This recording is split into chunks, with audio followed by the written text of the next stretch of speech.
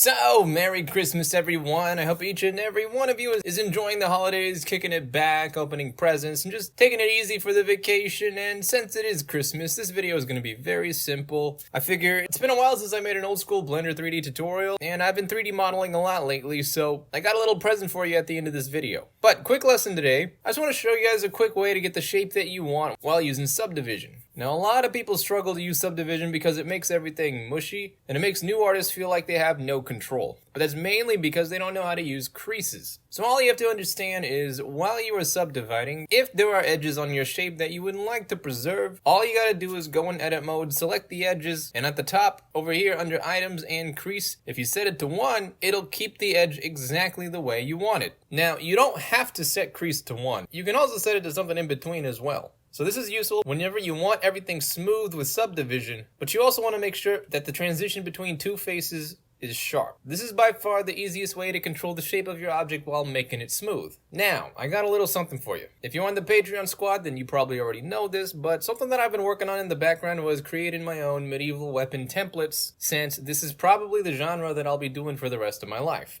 And rather than making a new sword or a new weapon or a new shield or whatever every time, it's actually easier if you just have a traditional base sword design that you can adjust to suit your needs. And even though I've done this for a really long time, and I mean I have procrastinated making my own weapon templates for so long, I've done everything I can to try and avoid it. Like, I've tried thousands of different assets from the market. Something that I've realized after trying this forever is that I almost always spend more time adjusting and fixing and changing the assets to fit my needs. It's either got too much topology or wrong topology. And so this month I just decided, you know what? Screw it. I'll do it myself. And so that's what I've been doing this week. I've created base weapon templates for the weapons that I use from most of my medieval fantasy characters. Like, personally, I grew up playing Fire Emblem, so the weapons that I almost always end up designing are the broadsword, the spear, and the axe. So I created some super simple templates for them. The poly count's extremely low, but when you add the mirror and subdivision modifiers and use creases to change the shape, you can get pretty much anything you want. So it's really easy to adjust the shape and size of the blade,